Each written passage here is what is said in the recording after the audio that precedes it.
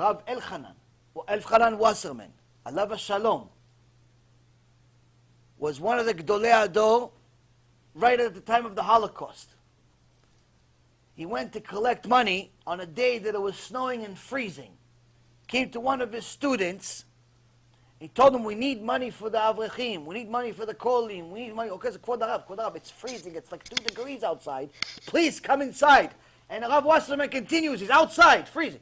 Come, it's it. We have the money. We need the money. We need your help. Okay, Kvod Harav, come in. No, but we need the money. We need help. Please, help us. Please, don't leave us stranded. Okay, please, Kvod Harav, I'll give you whatever you want. I'll come. Just come inside, please. I'm freezing. Okay, now come in. And he went inside, and his Talmid was Ashir, rich, gave him what he goes, Kvod Harav, I only have one question for you. Why couldn't you just tell me everything you said in the house when it was warm? He says, I wanted you to feel just a little bit what they feel, because they don't have heat. They don't have heat. And you're not going to feel their pain if you're in the warm house. That's why there's no shiur. That's why there's no measure to the punishment of a person that's cheap. Why? Because you're never going to understand the damage you caused a poor person when you didn't give him. You're never going to understand how hungry he was. A rich person will never understand what it feels like to be starving. Unless they have special siyati dishmaya, like this one person in the book Ahavat Chaim. He didn't write stories like Harry Potter. He wrote stories that he verified and saw and knew were real. The Ahavat Chaim tells a story that's mamash unbelievable, but it's real. He says there was a certain guy, frum, religious, loved learning Torah. Loved learning Torah. But there was only a mitzvah that he hated like a plague. What? To give tzedakah. He loved money so much, he had a rule in his house. Anyone that asks for tzedakah, we insult him, we abuse him, we do everything, we don't give him tzedakah. We don't give tzedakah in his house. Now, one time, a person would come to him, ask him for money, no interest. Not only that, he would eat food in front of them and not give him any food. Rasha, but learned a lot of Torah though. Learned a lot of Torah, became Talmid Chacham, but still as stingy as can be. People would come, say, oh, give me a chidush. The guy would start giving him a chidush, expecting, hopefully at the end, at least he's going to give me a sandwich, I'm starving. He finished the chidush, finished telling the Dvar Torah for an hour, 2 hours. Okay, thank you. Bottle of water. Good. Not even the bottle of water. Thank you. Mamash Rasha. One time a big tzaddik came after he hasn't eaten in 3 days.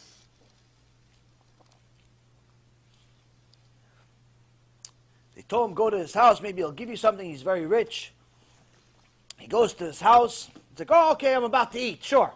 They put the steaks, the this, the chulin, the chicken, the this, the ducks, the whatever, the whole house is over there on the table. The guy is drooling, he wants to eat, the tzaddik hasn't eaten in 3 days. Oh, you didn't come for this, came to hear Dvar Torah. So he's thinking, this is a normal human being. Okay, maybe he likes Torah more than he likes food. Fine, I'll let him eat. I'm going to say the Torah, and after he digests everything that I'm saying, I can eat myself. He starts telling the Torah, an hour, 2 hours, 3 hours. He's eating, he's not giving him a single thing. After 3 hours, he says, okay, can I have some? No! It's not. You finished? That's not what I asked you to do. The guy, from not eating 3 days and having such a desire to eat, seeing all the food in front of him, started becoming like dizzy. And he saw that he can't tell him any Torah anymore. He told his Reshaim sons, take him, throw him out of here. They took the poor guy, the tzaddik, they threw him outside. The tzaddik was so overwhelmed, fell and died. Now the rich Rasha, the Avat Chaim says, one day has a business trip in a different city, and he goes on his way. On his way, he stopped. He sees a demon coming to him and says, "I'm here to kill you." He said, "Yeah, but I learned a lot of Torah." And he started arguing for himself, "Don't kill me." And then all of a sudden, in the last moment, he sees the tzaddik that died appear and says, "I came from Bet Din of Shamayim and I argued for you because you did learn Torah, not to kill you. But there's only two options. One, they kill you. Two, you take this clothes that I'm going to give you, and you're decreed to be in the exile for a year, and the only place that you can eat from is your own house. Now, once you put this clothes on, it's going to change your image. No one's going to be able to tell who you are. You're just going to look like a homeless person. Either that, or you come to Shamayim and they'll do a different judgment for you." He obviously accepts the deal. He takes the clothes, the mystical clothes, the magical clothes, puts them on, and he looks like somebody else completely.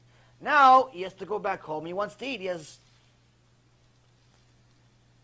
Comes to the house, wants to eat. Like what poor person, they throw him out. They throw stuff at him. "Get out of here, get out of here. We don't give money to poor people." They start making fun of him. He comes back the next day. Again, they yell at him, they kick him, they beat him up, throw him out. Third day, he's starving now, hasn't eaten in 3 days. Like, "Okay, what do you want? You want to eat something? You want to drink something? Come. Come over here. There's a puddle outside in the backyard. Come, we want you to drink from the floor." And he drinks from the floor. The next day, he comes back. "I want to eat. I'm starving." "Oh, you want some food? Come over here." They give him the garbage pail. Come eat from the garbage like a dog. Now they learned this from who? From him. To be so evil, they learned from him. This continues, Rabotai, for a year. For a year they don't know where their father went, but all they know is they have this homeless guy coming, and every day they're having a blast abusing him. Eat from the floor, eat throw up, eat food that went bad, eat mamash, animal of animals. And every so often he wants to break, he wants to kill himself, and the tzaddik comes back to him and tells him, "You're almost finished, keep going. I fought for you in Shamayim." The tzaddik fought for him in Shamayim.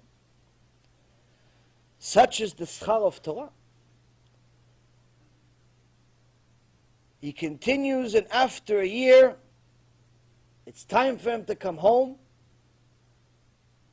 He writes a letter to his family that he's been away for a year and he's sorry that he wasn't able to contact them. He was very, very busy, but to prepare, he's coming home on such and such day. On that day he comes, everybody's hugging him. "Abba, where are you? Wow, we missed you, we love you, where have you been? I couldn't believe you, we couldn't talk to you. Oh, how'd you guys make it without me? Listen, we really missed you, but to tell you the truth, we had this homeless guy come every day. We had a blast with him. Don't worry, Abba. We didn't break the rules of the house. We made sure not to give him anything. And anything he got was just a waste, the garbage and stuff that we threw out already. The bad meat, the food that we stepped on already, the water from the puddles, all the garbage, just to have a blast. This guy was making us laugh the whole year." He goes, "Really? Let me see him. I want to see him." "Oh, okay, he's going to come. All of a sudden, he goes, he hides, he puts the clothes back on, and he comes back to them. It's like, "Oh, yeah, come, let me show you to our father." They don't know it's him. They don't realize it's him. And look, they see the father is nowhere to be found. It's like, the father's not here, get out of here. He takes off the clothes, comes back as the father. Goes, "No, so where is he?" He goes, "Abba, he just came. Okay, we're going to go look for him." And this repeats itself 3 times. After the 3rd time, he says, "My children, Watch 1 second. Stay here. Look who leaves and look who comes back. And everyone realizes what happened. And everyone wants to die. Why? They just realized that they've been abusing, insulting, and torturing him, their father, the whole time. And he says, I don't fault you at all for everything you did because I taught you everything. And there's no suffering that I ever suffered like I did in the last year, but it's all my fault. And from this moment on, there's no such thing in this house as my money. Everything is for everyone. And his house became a big house of gvilim, and people came, all the poor people came. There's a person that had some serious chuyot. What do we have? But the point is that he paid a heavy price, but still cheap considering what he did. Still cheap considering what he did.